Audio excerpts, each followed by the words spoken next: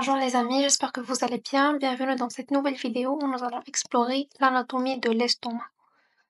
Que vous soyez étudiant en médecine, passionné de biologie ou simplement curieux de savoir comment fonctionne votre corps, ce qui est très important, cette vidéo est faite pour vous. Ceci dit, allons-y, on commence.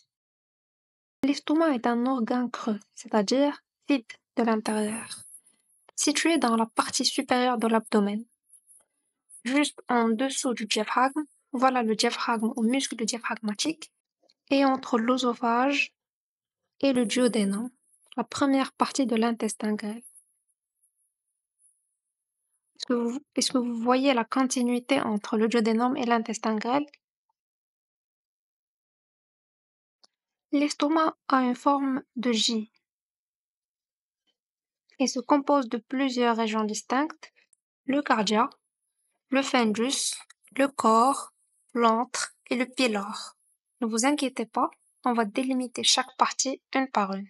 Le cardia est la partie où l'œsophage rejoint l'estomac. Voilà le cardia. Le fundus est la partie supérieure arrondie qui se trouve en dessous du cardia. Le corps est la partie principale et la plus grande de l'estomac. L'antre est la partie inférieure de l'estomac qui joue un rôle clé dans le voyage des aliments. Et le pylore est l'ouverture inférieure qui mène au duodénum, régulé par le sphincter pylorique.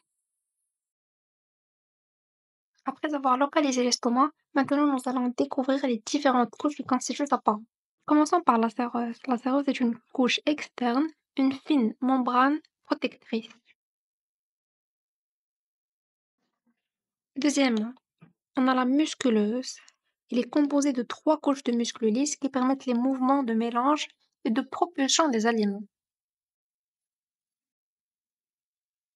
Finalement, la sous-muqueuse et la muqueuse, qui sont des couches internes.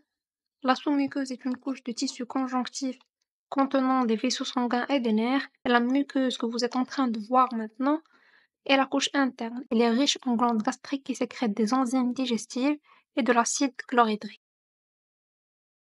L'estomac joue un rôle crucial dans la digestion. Lorsque vous mangez, la nourriture passe de l'œsophage à l'estomac par le cardia. Les glandes de la muqueuse sécrètent des sucs gastriques contenant de l'acide chlorhydrique et des enzymes, comme la pepsine par exemple, qui décompose les protéines. Les muscles de l'estomac se contractent et mélangent la nourriture avec les sucs gastriques, formant un mélange semi-liquide appelé le chyme gastrique. Ce processus de contraction est appelé péristaltisme. Le chyme est ensuite progressivement libéré dans le duodénum par le sphincter pylorique, où la digestion continue. Finalement, nous allons faire une petite récapitulation.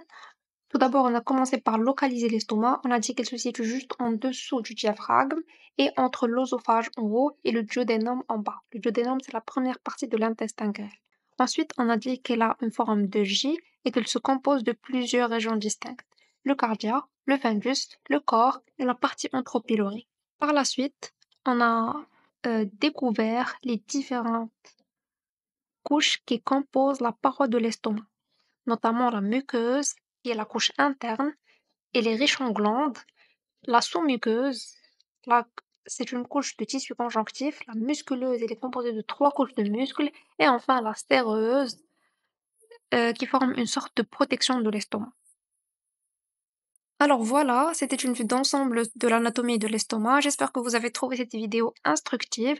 Si vous avez des questions ou des sujets que vous aimeriez que nous abordions, laissez-les dans les commentaires ci-dessous. N'oubliez pas de laisser un pouce bleu, de vous abonner pour ne pas manquer les vidéos prochaines. Cliquez sur la cloche de notification aussi pour être informé dès la sortie de nouvelles vidéos. Vos likes et vos commentaires me motivent énormément pour faire plus de vidéos. Et à la prochaine les amis.